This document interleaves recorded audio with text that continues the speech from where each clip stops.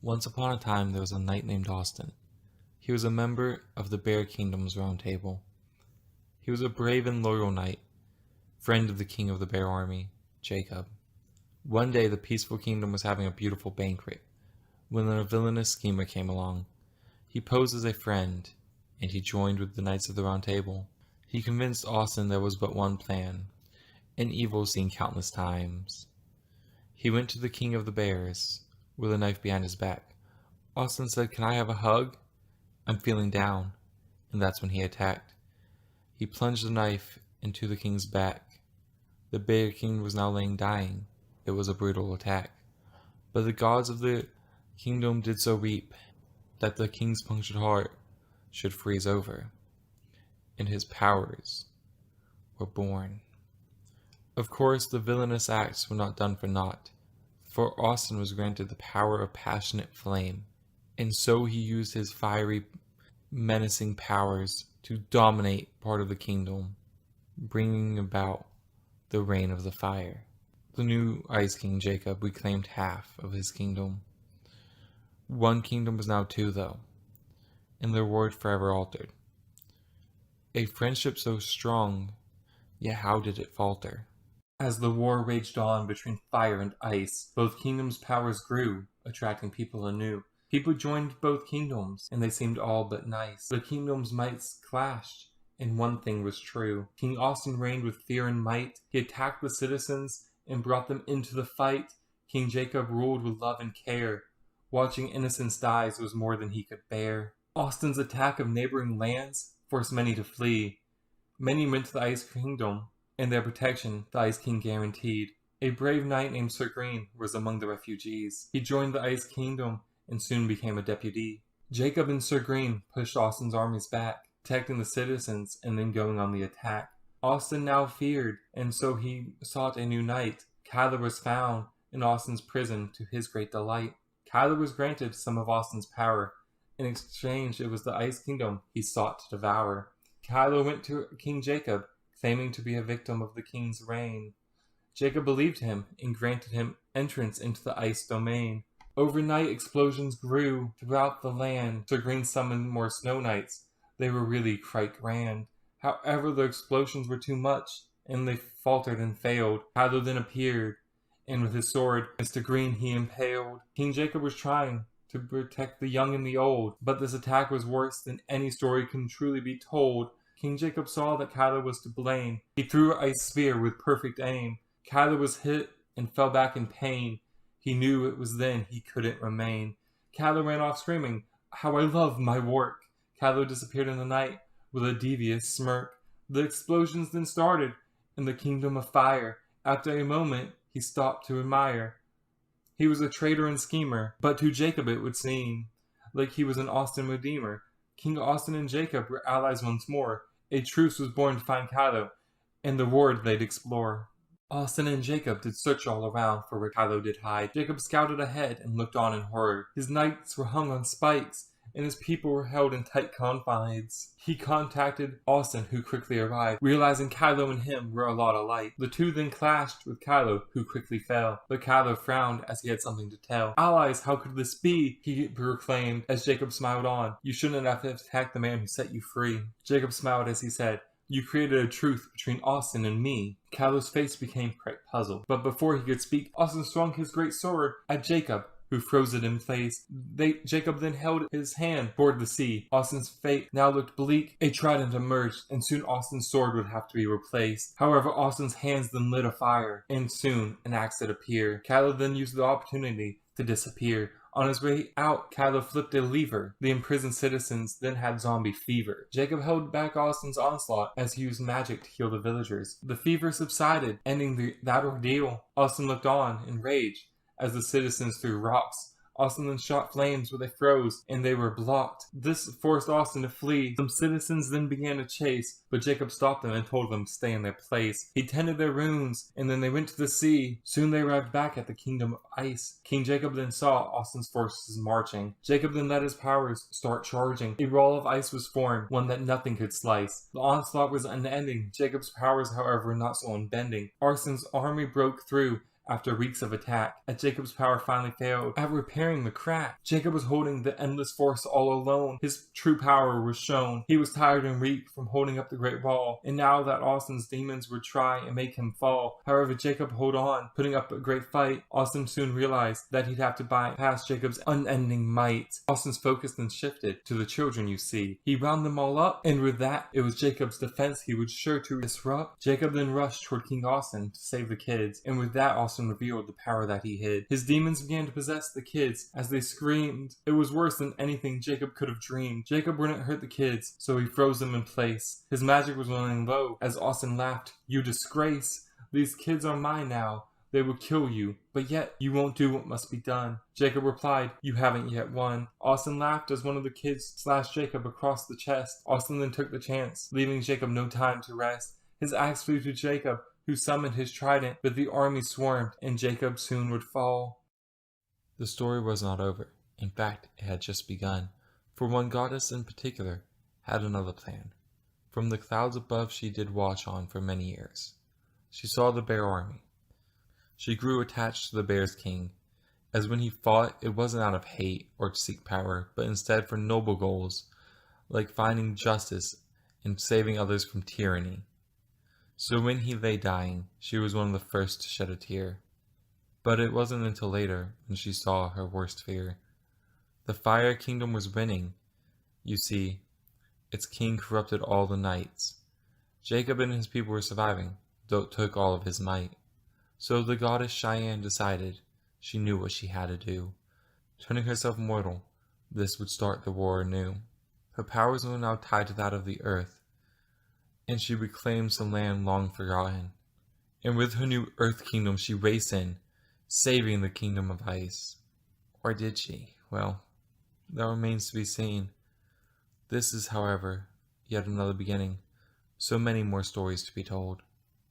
A goddess departing the heaven created a power that was almost unending. King Austin saw his chance. His own powers he sought to enhance. He used the great void and went to the nether. The gods were becoming angered and annoyed. This is what started the foul weather. The nexus of power flowed into the Fire King, corrupting the land, leading the gods to have an all thing. This was far worse than what Austin did plan. The gods then decided they had to stop him. So they contacted their fallen one, Cheyenne, and so it was done. Austin's light she was told to dim. Cheyenne bid Jacob adieu, and then she left to see her crest through. Cheyenne rushed to the portal, but she was far too late. When she ran in, she sealed her own fate. Austin's powers had grown. He cast a spell to usurp her power. With her magic all drained, her soul he devoured. Now he would go to take the ice throne. When he left the nether, dark pillows did grow. Jacob looked on in awe, but his problems had just begun. Austin was determined to be the only one. It was the lightning he could now throw. The dark bolt of lightning raced toward the Ice King.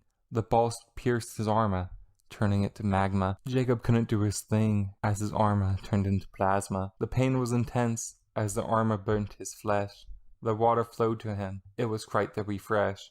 Jacob summoned a snowstorm that surrounded the land. It was too cold for even his lightning to stand. Just when it seemed like things couldn't get worse, Sir Green came in, informing Jacob of another evil force. Kyler was in the kingdom of ice, and truth be told, he was doing something that wasn't quite nice. Jacob had his hands full dealing with the Fire Lord, so Sir Green was sent to stop Kylo, readying his sword. As Sir Green rushed toward the evil schemer, King Jacob realized Cheyenne hadn't returned. This caused Jacob some concern. He decided he had to see her, so he visited a great dreamer. The dreamer spoke to the gods. They said Cheyenne failed while in hell. Her body lay there defeated, laying inside of a stone pod. The portal to hell wasn't accessible from all they could tell. He cast the snowstorm spell and summoned an army. Make sure no one harms these citizens of ice. Then Jacob went to the dark pillar, a nexus of the dark forces, full of light killers. He created ice soldiers. They were reinforcers. The army fought some as he charged on in. It seemed almost impossible that he could win.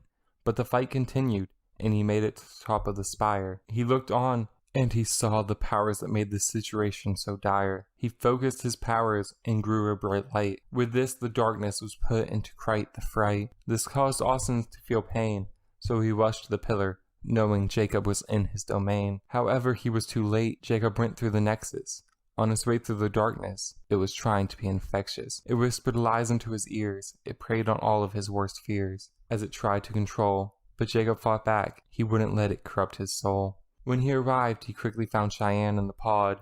It seemed so easy, so he saw through the facade. He said, "Come out, you beast." The beast emerged, saying, "On your soul I will feast." A great battle broke out. There was no water, so Jacob's trident he'd have to be without.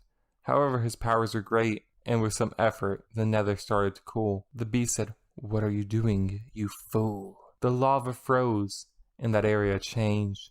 Jacob's eyes turned right as he fired a great light. The beast howled in pain as it froze, as its molecules rearranged. Jacob then went to Cheyenne, and then the god's real plan had began. Cheyenne's eyes opened, but she was a deity no more. Austin took it, but now she was connected to his core. She smirked and said, "Let's go fight." Jacob said, "You have no idea of Austin's new might." She then whispered to him her plan, and with that to Austin they ran. When they approached, Cheyenne hid. Jacob summoned his trident and threw it at Austin, who melted it. But Neptune's blessing was now on Jacob's side. A new trident formed, and with that, Jacob it allied. The new trident soared, and with Austin it hit. Austin's eyes filled with rage, and time reversed. This is how it all became undid. Fire Lord Austin was far too powerful. He went on the offensive and gathered his might. Black lightning coursing throughout his body as he created an army of towers. Beams shot from them, each taking Jacob out of the fight. But then Cheyenne appeared and said, "Those powers aren't yours. Your destruction is all you did ensure." Austin fell back in pain as his powers faded. The lightning now cracked and burned as his body degraded. However, Cheyenne felt the pain too as she fell to the ground. Jacob ran over to her, using his powers to heal, and with that, the godly power was unbound. It took a while, but after a bit, the ordeal was over. But Austin escaped, and he was madder than ever. Now he knew he'd have to be more clever. While Jacob was in the nether, saving Cheyenne, Kylo versus Green was soon to get out of hand. So Green found Kylo before the TNT he could plant. When he appeared, Kylo started a big rant. Green wasted no time as he shot from his bow. Kylo's TNT was hit, and it started to blow. Kylo flew back as the explosion hit him. Kylo screamed, "Are you really that dim? There's a war going on, and Austin has me real scared. He attacked me too. I was too unprepared." Sir Green said, "Then why attack us in this time of distress?" Kylo replied, "I'm doing my best. I was setting a trap for when the walls come down. I'd blow up the TNT and send Austin into the ground." Sir Green thought of the innocents who'd be caught in the blast, shook his head and said, "No, that plan shall not last." He charged Kylo with his sword ready to go. Kylo prepared as he shook his head no. The fight was really quite grand, but this time Kylo had nothing planned. After a minute or two, the winner was clear. Kylo was now filled with nothing but fear. Kylo was scared. He pleaded, "A truce I require. I want to be spared." Green accepted the truce for the kingdom of ice, and with that Kylo left with a piece of advice. "Don't break this truce, or I will see your death through." Kylo nodded.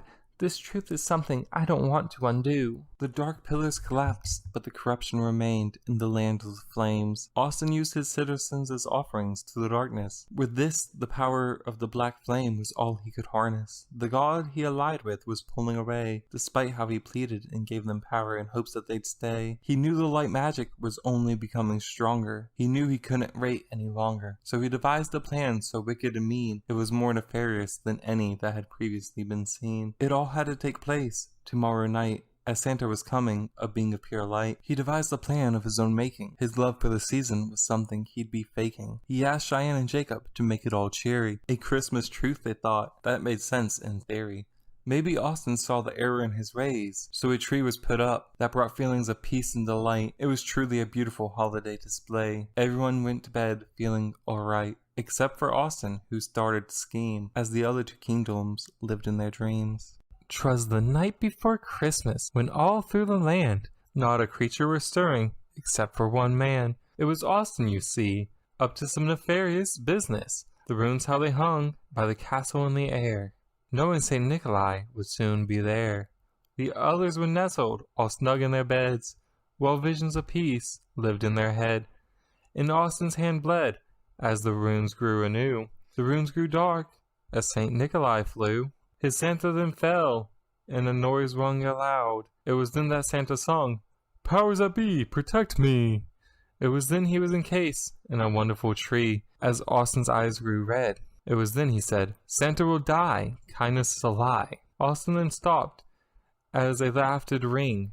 Behind him, you see, was a devastating thing. Krampus had appeared, and with that Austin's heart turned to fear.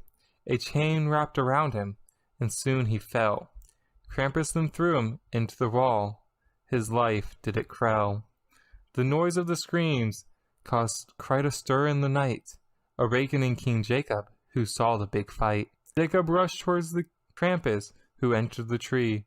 The Krampus threw great flames, and this caused Jacob to flee. He called out to Queen Cheyenne, who responded rather routine. Jacob barked out an order, "Go save the Fire King."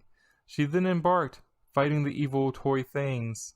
It was then that Jacob gathered his strength, summoning an ice shield and a trident from the sea. Krampus laughed, "To what length?" Jacob cut him off and said, "Fight me." Krampus threw his chains. Jacob countered, but still felt the pain. A great fight had begun, light versus dark. Snow golems did spawn. Jacob then made his mark. The golems then merged into a frightening beast. However, this didn't bother Krampus in the least. He snarled, fire burst from the seam. The snow beast fell, and so did Jacob's team. The fight wasn't over. Hope still burnt bright. The train was thrown once more. This time, Jacob didn't put up a fight. He was then pulled toward the beast. However, his trident did soar. The trident then hit the Krampus.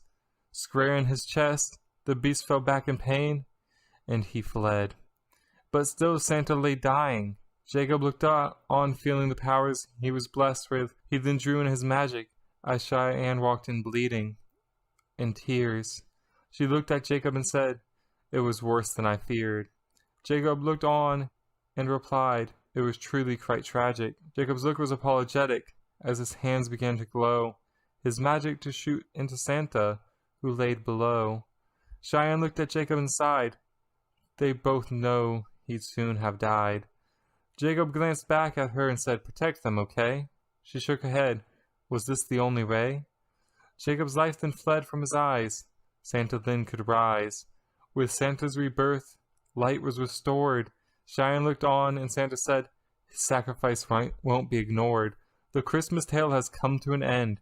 But Cheyenne was left with 3 kingdoms to defend. The task was daunting, and war lay in wait. She then looked on, awaiting her tragic fate. Much time had passed since the great Christmas scuffle. Much has happened, and the kingdoms now lay in ruin. The flower at Jacob's grave had grew in, and yet somehow in his tomb he had begun to rustle. Life flowed into him once more, as he looked around in a haze. What he saw, well, let's say, he was left amazed. A chest of armor and food galore. He took what he could, and broke out from the pit. He saw his own grave, and took what was his. Then he saw a flower from the goddess Venus, signed with a kiss. He wavered for a moment, and then had a sit. As he sat there, a polar bear attacked for no reason. Jacob was shocked as he fell back in pain, summoning his trident, as he said, "So this is treason." Why did it attack? This he couldn't explain. His magic had always helped them behave so tame.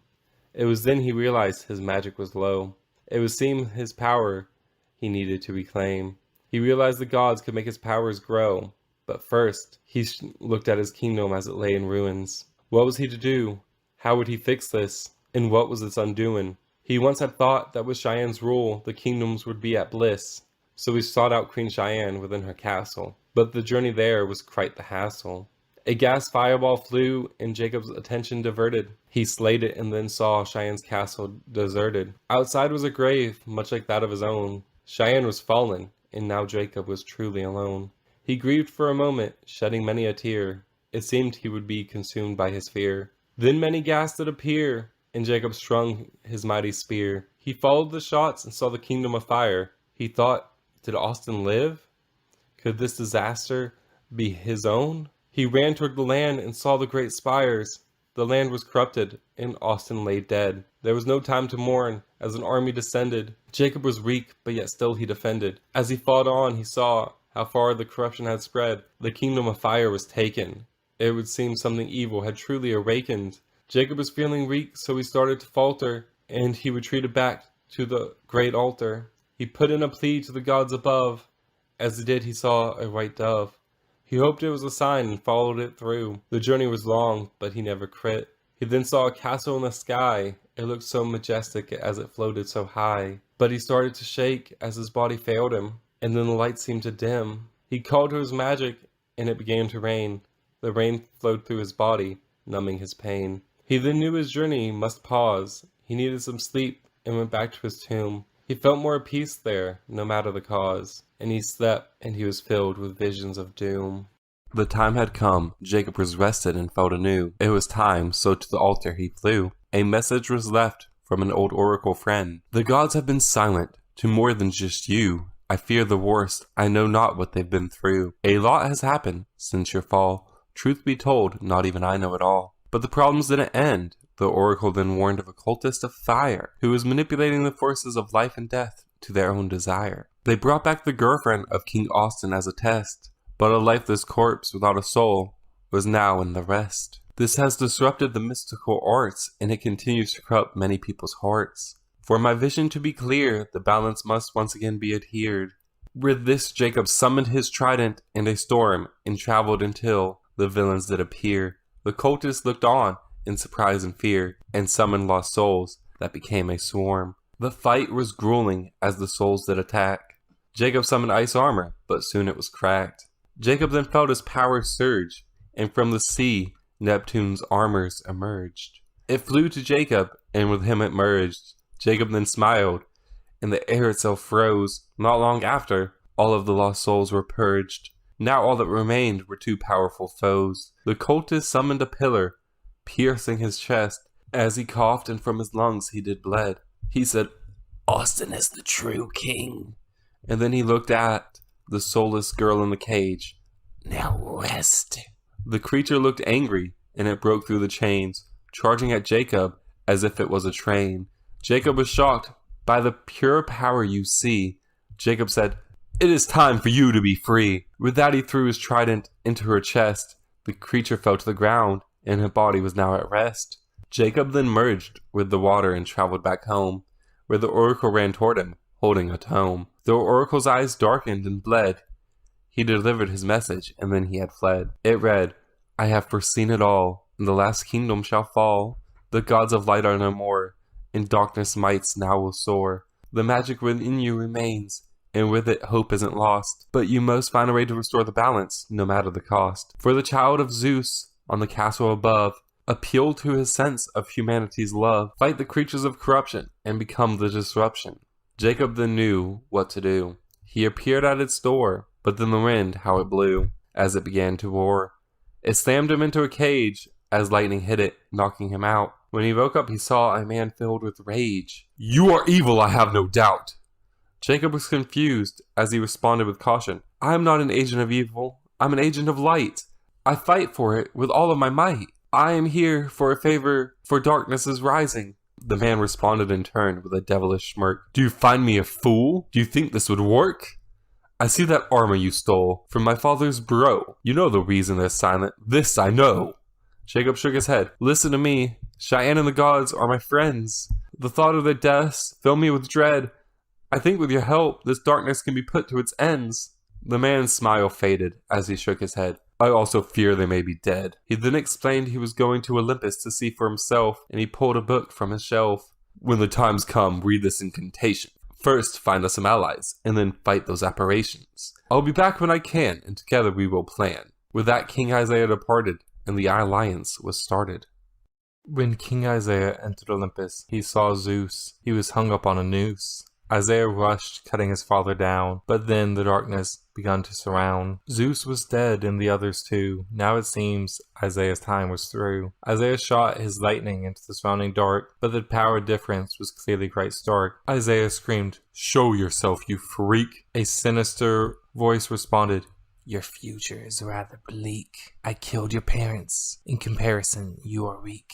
Isaiah's eyes then filled with rage, and then it was war. He was ready to rage. His arms crackled with power, and then with lightning he did shower. The darkness was seemingly put out, He was sure he could win. He had no doubt. Then his father's body shook and twisted, and now it seemed were the shadows he did enlisted. The fallen Zeus turned on his son, who dodged as he started to run. But Zeus clapped, and Isaiah fell. But quickly he recited a spell. The spell was one of great might, and Isaiah's eyes turned a bright right. From his hand a beam of light started to grow, wrapping around his new foe. He then did a cleansing ritual, freeing his dad. Watching his father become lifeless again was really quite sad. Then from the shadows, Ares appeared. Suddenly Isaiah was filled with great fear. Isaiah then started to speak as he was grabbed by the throat, as if he was weak. He couldn't form a spell. He struggled and wanted to yell. The mighty foe smiled as Isaiah's eyes started to dim. It appeared his future was quite grim. Isaiah realized his own power he had to rely as he looked up toward the sky. And then lightning shot into his foe, but it appeared to be a rather weak blow. Ares smiled as he started to laugh. Isaiah then reached out and summoned Zeus's staff. He used it to push himself free. He spun as he counted. 1, 2, 3. That's when Ares charged and Isaiah hit, knocking him back, and with blood he did spit. Isaiah saw this and pressed the attack. Ares seemingly was falling aback.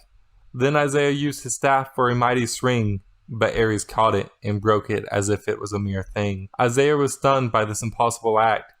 Ares' power was unparalleled, and that was a fact. Isaiah pulled a book containing a spell. He began to read for it, but then he did fell. He awoke in a haze, but it appears it had been some days. He was in a tower in chains, and spikes were stuck into him, causing great pain. He tried to escape, but the spikes only grew. It was then that he finally knew. He was alive as mere bait, and that was his fate.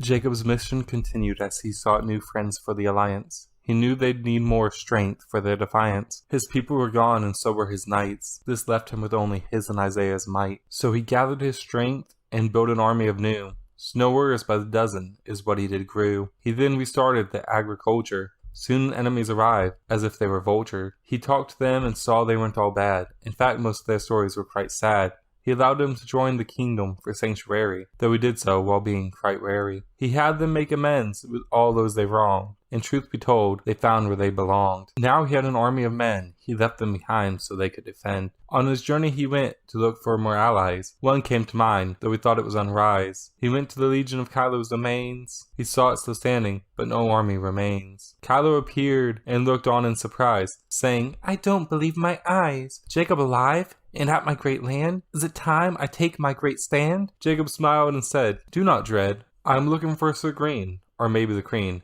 Have you seen them? What do you know?" Chilo responded, "No, I live here all alone. My army deserted, but I know nothing of that," he asserted. Jacob shook his head as he ready to go. Chilo said, "Wait, is that all? I have questions. I saw your kingdom fall. How are you back? Should I be ready for an attack?" Jacob said, "Yes, but not from me. I foresaw the end of us all, even thee. Help could be useful. Is there a deal to be made?" Chilo replied, "I'll join so long as I get paid. 2 horses I need, with that my help you've guaranteed."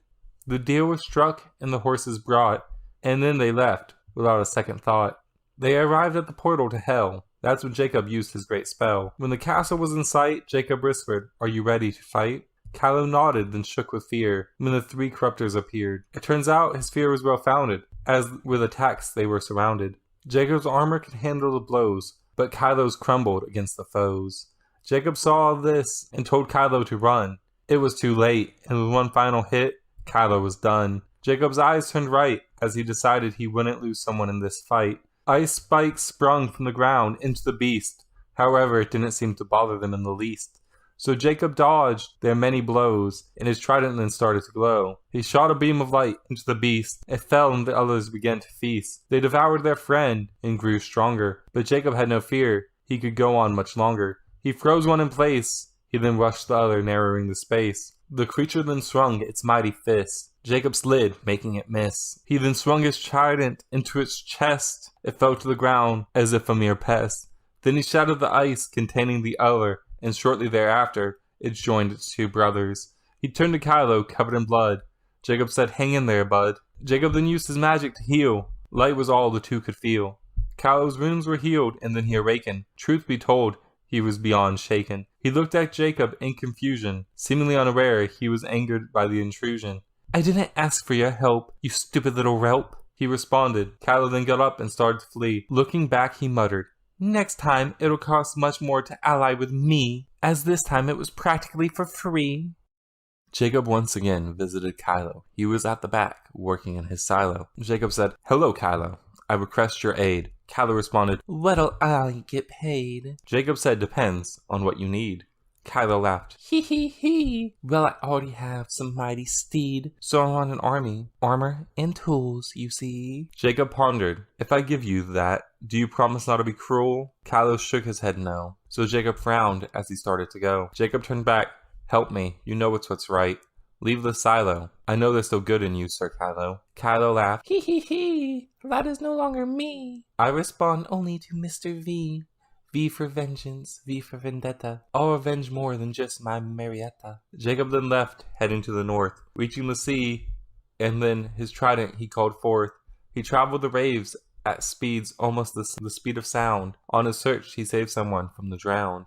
The two talked a bit, and then they became allies. The man came clean, vowing to tell no lies. He gave insight into the plans of V. Jacob then sent him to the Ice Kingdom through the Great Sea. As Jacob traveled, he remembered how far the Bear Kingdom once spanned, passing by all of his old land. Then he remembered an old plan, one shared by both him and Queen Cheyenne. There are villages loyal to the Bear King, not recognizing Jacob as the real thing. They trusted not the magic that kept him alive, not understanding how he could possibly survive.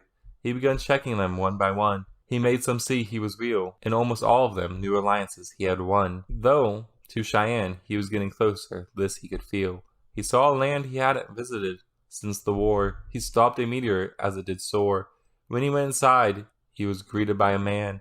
Turns out he was the mayor, and let's say he wasn't a fan. Jacob talked to him, saying he sought his friends. The mayor replied, they were here. They'd be put to their ends. Jacob looked confused, seeing through the lie, so he replied, why would they need to die? I think that was a poor excuse, but why? Oh well, I don't mean to pry, but I think you know my friend's shy. The man looked around in a panic. His behavior started to seem rather manic. He pulled out his sword and charged the king. Jacob grabbed it, and then with it he did fling. Jacob replied, I will not harm you, and I have no ill will. Calm down and stop this fight, you don't have the skill. The man's mania seemed to swell, and his aggression level fell. The man replied, I am sorry. I believe you are who you are. But here's the thing. Many here do too, but they hate magic. I know it's somewhat tragic, but it's true. With the hate they do spew. I lied to you because my wife and daughter are gods. I wish you hadn't seen through my great facade. Her magic is gone. Green explained it before he left with John. Jacob then realized the truth. Cheyenne was Ethan's bride, and his eyes grew wide as he said, I wish I was there to see her big day. But one thing is clear, it is here with you and your child she must stay. Tell her not of my rebirth, or the corruption spreading throughout the earth. I'll handle this with Isaiah and my other ally. We must ensure at least one old god does not die. Ethan replied, I'll do as you say, but come back here if you ever need somewhere to stay. Jacob smiled and said, only in a code red. I don't want to be the reason you are all dead. Where did this John and Sir Green go? Ethan replied that he did not know. With no leads, Jacob decided to leave and go home, as he may never know where Sir Green now did roam. But with more of his old kingdom allied once more, the Ice Kingdom's power had grown as he prepared to face the new war. King Jacob sensed a great change in the air. He made an announcement and told his army to be aware. A tower of darkness has returned once more. He hadn't felt this kind of darkness since the Great War. Jacob then arrived at the tower, and with arrows it did shower. He reacted fast and created a shield. King Jacob then made it clear the godly power he now wield. He flew in the air as fast as the light, and with one hit he showed his true might. The tower collapsed, and a soulless being crept out, and then it began to shout, How dare you destroy the Temple of Mars? With this land now we shall make many scars. The creature then raised its arm, and the dead did rise. Then from the ground lost souls also started to arise and swarm like flies. Jacob was alone and surrounded by foe. Many ice spears were made, and he began to throw. The spear stopped the zombie, severing the head, but the souls still attacked, filling Jacob with great dread. So he summoned his powers and shot a great light, releasing the souls and ending that fight. But he knew one enemy still remained, the soulless one, whose powers were drained. The soulless being looked on as he struggled to walk. Jacob stopped him and asked if he would talk. Who summoned the tower, and why here? Is this something I should know? Is this something to fear? The soulless being said, rather faint, The land is something we need to taint. I was a knight once, before Kylo corrupted. I was a knight once, before my soul was disrupted. Jacob then looked on as the being disappeared. Then with his magic, the tower of rubble Jacob cleared. Jacob then summoned his trident and traveled the sea. He arrived back at the kingdom as he saw V now flee. Jacob yelled, screaming, "Stop!" as Jacob then began to chase. When he stepped on a line and arose a great pop, TNT exploded, and with that Jacob fell back. He was caught off guard by the betrayal of such an attack. Jacob then looked around and saw a terrible sight. Around the museum there were countless dead knights. It appeared V had done as he always did. TNT is something he must have hid, using the guise of alliance for entry, allowing him to get past all of the sentry. Jacob looked at the museum. The relics were gone. Jacob then wondered if he knew he was just Ares' pawn. Luckily, Jacob foresaw the break-in, and the decoys were all that V had taken. So when V's crest was done, he began an evil spell. The fakes lacked any real power, and so his soul he did sell. Claws cut into his being and tore it apart. It corrupted and tore right into his heart. The spell then began to change, and V lived through it, though rather strange. His body corrupted, and his soul mostly in hell. He was corrupted by his own spell. He did gain some power, and now with souls he sought to devour. I have killed many in my pursuit of power. I was warned of death, and I would stop it at no end. But in the end, all I ended up losing was my very best friend. My reign made many bow and cower. My friend arose from death's embrace, to my surprise and my disgrace. Violence was something my rule didn't lack, as I made many devastating attacks. Truth be told, my soul was fractured. I was a weapon Ares had manufactured.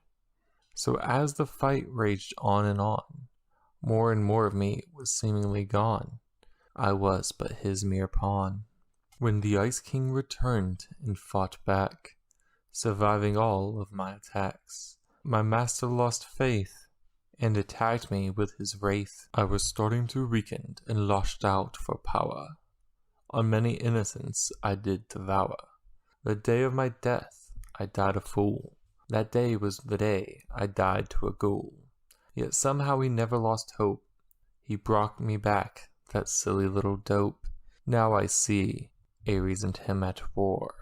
I'll repay him somehow. Of this I have swore. But yet here I am, a phantom, an echo, blending in somehow, as though a gecko. The fire still burns, though somewhat dim. I must try and save him, though my chances are slim. Kylo was lost. This Jacob now knew. Any alliance between the two, well, that was through. So Jacob knew it was time to find his ally. Isaiah was gone still, now to Olympus Jacob did fly. When he arrived, he looked round in shock. The gods were dead, and black lightning flew to him. He quickly had a block. The lightning was strong, and the ice began to shatter. After not long, the ice shield now began to scatter. Jacob used this to his advantage. He controlled the ice shards. This was something he could manage. He sharpened them to a devastating point. He made them fly toward the shrouded foe, aiming toward the muscle joint. The figure dodged, but the hood was lost. Ares was standing before him, covered in thin frost. Jacob's eyes then grew dark as he yelled, "It was you? Austin, you compelled. All that has happened has been by your hand. You're destroyed and corrupted all throughout the land. It is time someone stops you, and that someone is me. Try as you might, I won't allow you to flee." Ares smiled. "Is that anger I feel? Give in to it, after all. I have caused this whole ordeal." Jacob then shook his head. No. I won't be corrupted. I won't let the darkness continue to spread. I will defeat you, but not to avenge, but to save." Ares snarled as he said, "You should have stayed in your grave." Jacob drew on the light and fired a great beam. It was stronger and brighter now than any he had ever seen. Ares tried to dodge it, but it was too late. It hit him and he fell through the gates. He quickly got up and screamed, "You have sealed your fate!" Ares then threw chains of fire that wrapped around Jacob, making him great. As Ares walked away into a spire, when he returned, he brought back a cage. Inside, Isaiah was struck, beaten, malnutritioned, and weak. Ares looked at Isaiah. "I can feel your rage. It makes me stronger, and with it, your future is bleak. Jacob was saddened to see his friend in pain, and truth be told, he had fear that Ares would soon reign. Ares sensed that fear, and he summoned his sword. I'll kill him now, if you don't declare me your lord. Jacob took a deep breath and controlled his emotions. Jacob was weaker in Olympus, far from the oceans. Or so he thought, but soon his strength did swell. He had the strength of hope and light, and so he recited a spell. I call on the light to end this great fight. Free my friend, in this battle it will end. Light then filled the cage, and it blew apart. Ares glared and exclaimed, That wasn't very smart. Ares rushed in to behead Isaiah, but the light protected him. Jacob responded, Your battle's with me. This you should have expected. Ares glared and shot dark lightning galore. Jacob summoned his power, but through him it did tore. Jacob fell to the ground, barely pushing himself back up, though clearly he was strained. Yet he pushed on despite how he pained. He summoned his tridents, and with one he threw. It went to Isaiah in a devastating speed. Isaiah grasped it, and then it did flew, bringing him back to the earth, serving its need. The other trident Jacob used to fight back. Ares' sword was blocked, and the battle was long, but after some time, Jacob's trident did crack. It was clear that Jacob was strong. However, Ares was on another level. Truth be told, he could be described as the devil. Jacob continued to fight and dodged the great sword, but then Ares finally let out a great roar, destroying Jacob's defensive and knocking him down. Then Ares plunged the sword through him into the ground. Jacob spat out blood as he laid impaled. A fire arose that was something strange. It wrapped around Jacob, and then it began to change. Jacob was transported back to the earth. Ares had failed, and a familiar voice was faintly heard. I saved you, you nerd.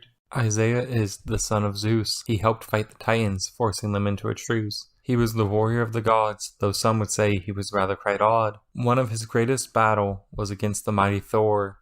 The Norse feared Ragnarok, and soon the blood began to pour. They sought to sacrifice many. After not long, few were left, if any. Odin was their god, giving the order, and Zeus was mad. The Olympians didn't want innocents killed. It made them rather sad. So Isaiah was sent to the mountain of Himinjorg. That is when he saw that Thor had made it into a morgue. Thor summoned his hammer and looked at his foe, as he said, Stay and help, or you better go. Isaiah's eyes darted around until he spoke. Why did you kill all of these young folks? Thor spoke again. It must be done. The end is near. They foresaw the blackening sun. Isaiah shook his head. Then let us find a way to stop it. This massacre is surely unfit. You must quit. Thor looked to the heavens, and Odin shook no. With that, Thor's eyes and hammer began to glow. He shot from his hammer, starting the fight. A beam of lightning, burning rather bright, it shot into Isaiah, who fell, filled with pain. Then he absorbed the lightning, and his power he did regain. Thor tried to push more power into the bolt, but he started to strain, and the onslaught did halt.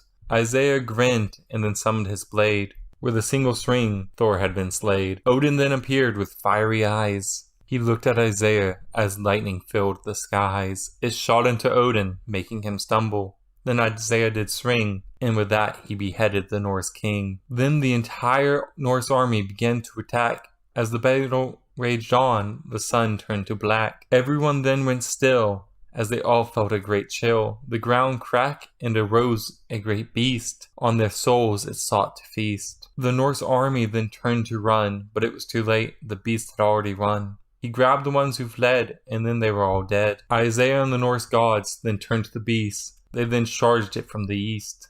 The beast growled, You were all but foes. The sacrifices fed me, the vision my tool. Now I have arisen, freed from my prison. It was then Isaiah recognized this beast. It was a Titan. He trapped it here with the help of a priest. Isaiah then shouted, Remember me? This time I'll kill you. You'll never be free. The Titan then smirked and had a laugh. Then it summoned a powerful staff. From there it shot a beam at Isaiah and crew. Isaiah quickly summoned a tornado, and away they all flew. Isaiah looked at the Norse gods who remained. Frigg, Balder, Loki, Freya, Freyr, Heimdall, Hel, Vidar, and Vale. He saw as their faces began to turn pale. They looked at him with faces that pained. We are dying now. We know not why. He led us astray. Now we know we will die. Isaiah then shook his head and gave a great speech. He then talked to them all, as if he did preach. They rallied behind him, though really quite weak. Isaiah told them to surround him, as Isaiah did sneak. The Norse gods then started their great attack. The earth below them began to crack. Their power was mighty, despite how they drained. Isaiah was focused as he released all the power he contained. He read a spell to devastating effect. His eyes filled with rage as the Titan it wrecked. The Titan's power then was absorbed by Isaiah as the Titan collapsed into Freya. Isaiah was momentarily corrupted by the new power. He looked at the Norse gods, wanting to devour, but suddenly Frigg sprang forward, foreseeing Baldur's death. She stood before him, and then she drew her last breath. Loki stabbed through her, and that was her fall. He was the one who had planned it all, until Isaiah arrived, ruining his plan. Now he had to adapt as he started to scan. Isaiah then realized he had to release the new power. He fought back as it sought to devour. The energy was released into a ball. To Loki, it began to call. The energy responded and started to fly. To him it flew, re-blackening the sky. Isaiah thought fast and threw Baldur's spear. It stabbed through Loki and the sphere. The power of the Titan it now contained. As even Loki's power it seemed to have drained. Loki was dead, and the Norse gods did cheer as Isaiah went forward and took the great spear. Baldur then went to him. Isaiah was now king of the Norse, so Baldur began to bow. Isaiah turned to him and told him Baldur's rule he would allow. Baldur was now king for better or worse. Isaiah then entrusted him to keep the spear. Baldur agreed, and the two are now best friends. An alliance that was never broken until Baldur's time met its end. The story is one. Isaiah thought of while in prison in fear. He once had friends, but they were mortal, and life met its end. Now he relied on King Jacob's aid. His options he then began to raid. When Isaiah awoke, he knew just what to do. He would go to the Norse, so then away he flew. He thought of the Ice King, the spear he would bring. Then Ares would finally be at his end, and once again he'd be helped by a friend.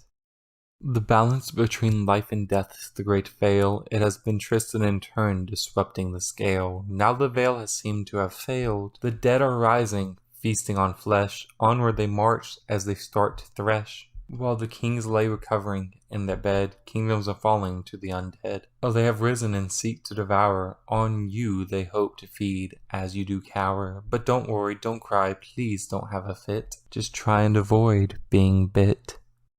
Jacob may have been unconscious, but his mind knew what he had to do. The danger was all around, and he would not let it get through. The Ice Kingdom was surrounded by a wall of ice, as zombies slashed and cut, hoping to eat a slice. Outside the capital, many cities did fall as Jacob lay healing. So unsurprisingly, within Jacob stirred a dark feeling. He sensed a great death all around. He felt as though his enemies had begun to surround. On the wall of ice, the zombies finally made a scratch. Jacob's eyes then shot open, and the zombies met their match. Ice spears shot out from the wall, impaling them, killing them all. Jacob then looked at the knights who stayed within his walls. Now it is time you all answer the call. I will leave this wall here to protect all within, but we must go out and save more than just our own kin. The people outside are suffering this undead plague. Then suddenly a voice from outside called, though it was rather vague. Jacob and the knights stormed outside to see Sir Green was back. He was bloody and beaten from the undead's attack. Green held John in his arms. Green then pleaded, He was bitten, but please cause him no harm. Instead, I ask you to heal him with your power. Jacob nodded, and then with light it began to shower. However, Jacob was still weak from the Ares ordeal, so the light flickered and dimmed, and Jacob fell into a kneel. Exhausted, Jacob spoke, I can't do it, but I'll prevent his turn. Jacob then froze him quickly in place. And then of the plague's reach he did learn. After he explained the reach, Sir Green wanted to know how Jacob did live, but Jacob assured him he hadn't the time to explain, for his people and the land were all in great pain. Jacob then summoned his trident. Jacob just hoped that his neglect Green would forgive. Jacob and the knights then marched throughout the hordes, slaying many as they reached the kingdom's border. They saw the air kingdom up above, safe and secure. So then Jacob stopped as he gave a new order. We must split up. I will go on alone while we split into 4 groups. However, half of us will go to the Air Kingdom and half to the Ice. We must save as many survivors and bring them to the capitals, no matter the price. Truly, I couldn't ask for better troops in this fight. The groups then split into 2 and then into 4 as they spread out throughout the lands, raging their war. The war with the zombies was unending, it seemed. Jacob did not have a plan yet to how the land could be redeemed. Soon he drew on his magic and reached out to the Air King, but inside Isaiah's head, he could only hear the ring. Isaiah responded, Jacob, I know a war rages on, but I fear this is a distraction. I needed to leave. I felt it in my gut. I am heading to see our old friends, kin. With their help, this war we will surely win. Jacob then assured Isaiah that he understood. Jacob knew, somehow, that Isaiah would have stayed if he could. However, he sensed more to Isaiah's departure. But before he could question it, he was shot from behind by an archer. Jacob then stumbled forward due to the poisoned arrow. Jacob then quickly looked back as his vision started to narrow. He saw the fiend behind the attack. It was V, though he wore a hood that was covered in all black. V saw his cover exposed and he let out a laugh. Jacob quickly created a nice sword, cutting V in half. Jacob began to run forward to finish the fight, but V's bodies morphed into two beings and one plunged into Jacob trying to bite. The zombie V attacked, the other ran off at an amazing speed. The zombie V wanted to see Jacob bleed. It attacked, but clearly it was quite weak. Jacob soon slayed this undead Kylo freak. The fire then surrounded Jacob once more. Jacob glanced around. Before him soon appeared a great door. It opened, and Austin walked into the realm. Hello, old friend. I tried stopping this undead, unending army, but soon they did overwhelm. Truth be told, my magic is fading day by day. Each time I use it, the shorter it will stay. Jacob then smiled as Austin spoke and said, I saved you? The true you. Back from the dead? Austin then frowned. Is that what tore the great veil? Jacob shook his head. My spell was from the light. It would never disrupt or corrupt. Something else had to summon this blight. Austin responded, what if the spell, well, what if it did fail? Jacob said, that can't be true. You are here now, unless something corrupted, but I know not how. Jacob then ended the discussion when he reminded him that people were dying. That was the most pressing issue in his mind, as he heard all of them crying. So Austin and Jacob now teamed up like in the days of old, slaying thousands of the undead and saving countless lives. The fight would surely live in legend, and would always be told. However, despite all their effort, it seemed that undead only grew in fives. Jacob and Austin brought many to the capitals, but the capitals were full, and the people were struggling despite all the resources Jacob could pull, so Jacob called a meeting with Sir Green and the Fire King. He even contacted Isaiah, who responded on the first ring. Jacob started, I want to thank you all for your help. However, I know it is hard for us to persist. Soon all of our resources, they will cease to exist. So we must find a way to fix the Great Veil. We cannot allow ourselves to fail. I have summoned my Oracle friend Spirit. Austin has called the Spirit of the Fire Cultist. Between all of us, surely there must be a way. So let's hear what they have to say. The Oracle spoke first. Jacob, the blame is not on you. I fear it was something far worse. Something else happened that led to creation of their dad force. You see, you're right, your spell was of pure light, even if cast in hell. But Atlas, it wasn't enough, and so one could say it did quell. Austin's soul was saved, but it couldn't return. Instead, it was free to go to a better place.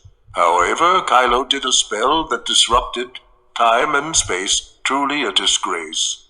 These sought a spell to destroy Austin's very soul, leaving nothing left but a gaping hole. However, when it failed, he corrupted himself, disrupting the veil. This let Austin's soul return to the living, but with it Kylo made his largest fail. He is the one who revived Austin, and thus breaking the veil. I bring to you a spell of light, once used to bring someone to eternal delight. I sense it may help put an end to this fight. With that, the Oracle then faded back into the light. Then the shadowy figure of the Cultist of Flame said, My lord, you live once more, no longer dead. I know a spell you can use to control the veil. It requires dark magic, or else it will fail.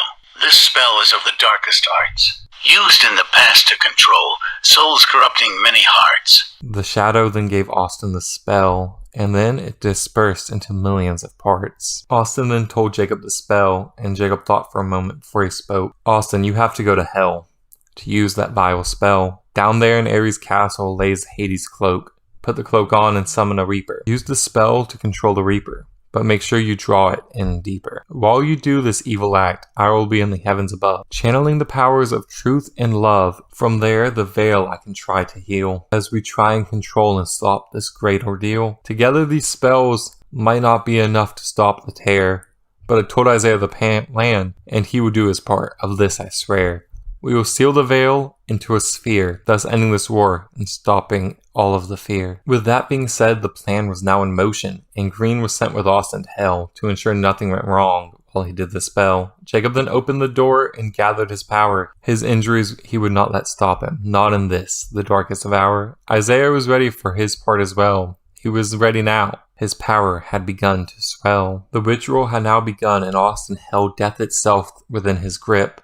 Green had his sword drawn in case Austin's allegiance seemed to flip. The undead army had slowed, and the healing had begun. The infected army was starting to fall. Soon there was to be none. However, soon things started to go wrong as Austin screamed out in pain. His powers were fading. He could not contain. It was too much for him. Once more it seemed the future was grim. But nothing would stop Jacob at this point, and Jacob pushed on as Austin passed out. Jacob pressed on, never showing any doubt. He single-handedly controlled the veil. His skin cracked and burnt as it lost color, turning to pale. Isaiah could sense his friend becoming an entity. He knew this would strip him of all of his identity, so he screamed out a spell and summoned his might. He drew in the veil's power, though it put up quite the fight. After a moment it was sealed within the sphere, and for the moment the kingdoms had nothing left to fear. After the great war against the undead, many things had changed throughout the lands. A sense of hope and trust has since begun to spread. This is something that caused V and Ares to dread, but they knew that disrupting this peace was within their hands. Yet before V could make a plan of attack, a scythe had sliced into him from his back. He spun around and summoned his power, shooting a beam at the Reaper, who he now sought to devour. As the two fought, another Reaper appeared. This was everything he had feared. He called to his master Ares to no avail, for Ares cared not for someone who would fail. So V gathered his magic. Corrupt and vile, he fought back though only for a little while. The Reapers fought in unity and in strength. They wanted to harvest V's soul, and to that they'd go to any length. After a moment, V was defeated, and they went to take his soul, but it was tangled and torn and really quite strange. Trying to remove it sent out a pulse of darkness. It began to make them change. Their shadowy form disfigured as the dark pulse was taking a toll. Once it stopped, there was something new, something chaotic yet mindless, so away they flew. Soon they arrived at the Kingdom of Fire. Austin grabbed a sword, but the situation was really quite dire. He tried to repel their grievous attack, but with a single wave of the hand, his armor was consumed by cracks. They pierced his flesh, and he couldn't defend. He screamed out, calling to his friends. Suddenly the sky filled with thunder and rain. Jacob and Isaiah appeared to stop Austin's pain. Isaiah summoned his power and let out a brutal storm.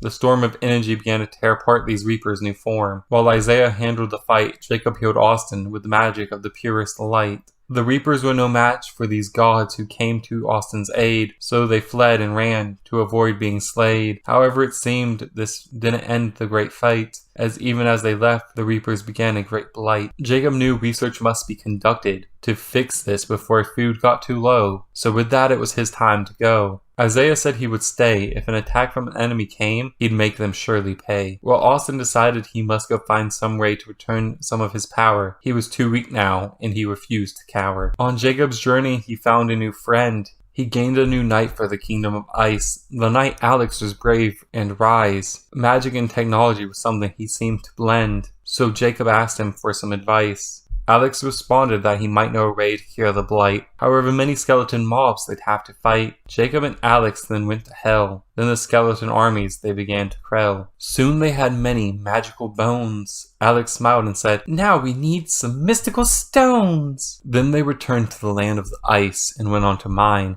Finding the stones, it was easy because of how bright they shine. With bones and stones and Alex's magical tome, the spell had begun to make a glowing foam. Alex then looked to the Ice King. "This'll fix that blight. Put it to all of the crops. It'll need a cling." Jacob then thought for a moment, then used his magic to lift up the foam. He used the magic to mix it into clouds and sent it back home. A healing foamy rain then washed over the land, which ended the blight as if it was a mere particle of sand. The Ice King and Alex then went home, ending their quest, though new challenges would arise that would continue to put their strengths to the test. While Jacob was on his journey, King Austin was on his own, a journey that led him to find a new knight as well. His name was something he would not yet tell, but he wanted to help his king, so he told Austin of a long-lost magical ring. The two then went off to find the mystical thing. Somehow, as they grew closer to Austin, the ring began to sing, which made the journey quite short and sweet. However, when Austin put it on, it knocked him off of his feet, Turns out this was a plan that Austin had forgot from his time as Fire Lord. The ring was made from the Tower of Darkness, within it much restored. The ring filled Austin with hate and rage. His power spiked beyond what could be gauged. However, the ring was meant to control a random man. The spell was not meant for Austin's own hand, so it worked only partially as it split the king into two. One was evil and mad, while the other was good. The evil half looked enraged as away it flew. The good side of Austin used his magic to do what he could. He tried to trap the Fire Lord, even in summoning his great sword. But alas, it was too late. The Fire Lord fled, and he knew not what would be its fate. So he and the new knight went back home. Austin knew that to beat this new creature and restore himself full, he would need to read many tomes. As Jacob and Austin were away, Isaiah's journey was rather tame. He sat and waited in case any enemies came. After a moment, one did appear. It was V playing victim, feigning fear. The Ice Knights let him within their walls. He thought Jacob would be the one to answer their calls. But when Isaiah walked in, V shot up in surprise. Isaiah saw through his friendly disguise. Isaiah cared not for second chances. So immediately he ordered the knights to begin their advances. V quickly shot out a dark shriek, killing the knight, enraging Isaiah, summoning his might. With one shot of lightning into V, well, he fell almost dead, and so he tried to flee. Isaiah blocked him with amazing speed. As V fell to the ground, as he continued to bleed, Isaiah then said, "This is your end." As he shot lightning, V was unable to defend. This would have been the end of V, but suddenly a fire engulfed him, allowing him to flee. Fire Lord Austin asked V if they were to be allies once more. They both served Ares after all, but if V were to lie, then Fire Lord Austin would ensure that he were to die. The stakes for V had never been so high, as Fire Lord Austin stood before him, darkening the sky. He knew not what to think of Fire Lord Austin's duality, a dangerous divide. Between good and evil, his soul tried to hide. The ring had twisted his heart, causing a raging storm. One side of pure fury, the other wanting to reform. In this conflict of identities, their fates intertwined, so with little option V agreed their powers would be combined. The two began a devious scheme as they went to hell to start their new regime. Gathering the forces of darkness and death, their plan was to make the new gods draw their last breath. Ares met them at the gates of hell. His fiery presence cast a fearsome spell. The spell repowered the weakened V. His body healed, and his potential was now free. So now they were ready, army on hand. A dark portal opened, and in all four kingdoms they take a stand. The good side of Austin was the first to heed this call. Instantly, he was also the first to fall. His powers were just that of a mere knight, you see. So against the Fire Lord, it was hardly a fair fight, indeed. V, now fully restored, and more sinister than before, stood there, his dark powers beginning to soar. He called out to Ice King Jacob, seemingly quite bold, his voice echoing through a realm that began to get cold. With a chilling aura, Jacob materialized near, his icy power ready to challenge, having no fear.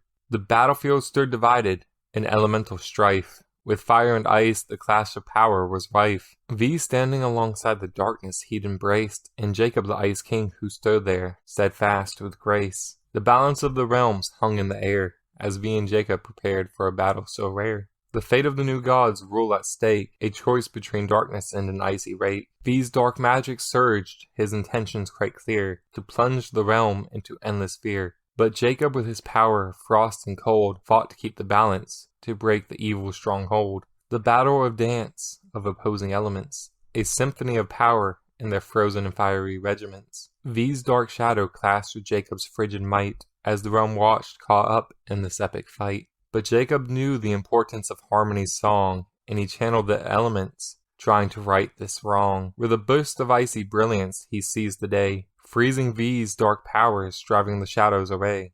V, now encased in an icy prison, could no longer prevail. However, his ally refused to let them fail. The Fire Lord stepped in, breaking the cage, as the two of them were strengthened by fiery rage. The Ice King once more summoned his might, a blizzard of frost, a relentless fight. However, the darkness began to shadow the light. Jacob alone would surely lose this fight, so he called to his friends, who one by one appeared on both ends. Cheyenne, Isaiah, Ethan, Green, and more answered the call, prepared to aid the Ice King, ready to give it their all. Though Ethan, Green, and Cheyenne had no magic, So they did what they could and aided the air and ice knights, helping to avoid a fate that would be so tragic. But as the battle raged, a shadow loomed. Ethan, the brave knight, soon met his doom.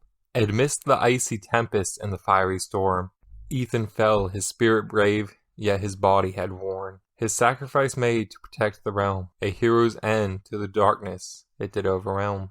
Seeing her fiancé fall, reawakened Cheyenne's lost power. Cheyenne, now full of strength, making the demon army cower. Jacob's kindness was pushed aside as he became enraged. Isaiah's wrath was once again uncaged. The three, fueled by grief and anger, fought on. Their determination and newfound power seemed to have no con. In Ethan's memory they unleashed their might to end the battle and set things right. With renewed strength, Cheyenne's magic blazed as she unleashed the storm that left demon dazed.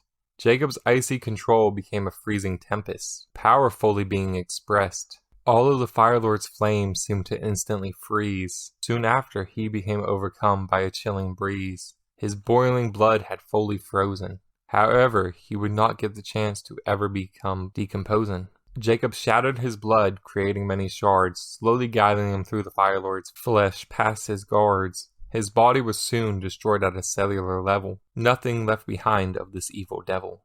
Isaiah summoned storms of lightning and thunder, his wrath and power tearing the dark forces asunder. V let out a dark, powerful shriek, with Isaiah's force it did collide. The shriek was wrapped by the storm's furious stride. After not long, with V it did hit, turning him to ash, and in the storm it did not crit. Meanwhile, Cheyenne had the earth open wide, and the demon's forces it did collide. Some of them were smushed between the forces of the land, while others she made suffer, tearing into them with sand. The combined might of the three new gods and friends so true, it was enough to put an end to the darkness that had grew. The battle against V and the Fire Lord was over, finally, but at what cost? Many of the kingdom's knights were now lost. The land lay in shambles from the new gods' might, which they released so viciously in their grand fight. And in a moment of thoughtlessness and enrage, Jacob made a mistake. When he gave into that rage, Ares' cage began to quake. Soon Ares had risen, and to the new gods he clashed, quickly summoning swords that had slashed. This fight was one of great tribulations. Soon Ares was unleashing his godly incantations, fueled by the gods that had fallen, when he stole their souls and committed acts so appalling. The three new gods' powers were great, to that there could be no debate, but the realm couldn't handle these battling forces. It began to tear apart at its magical sources. Then everything began to fade to black, before light sprang out, bringing it all back. But was this the end of the story, or a chapter anew? That is unclear now. No one has a clue.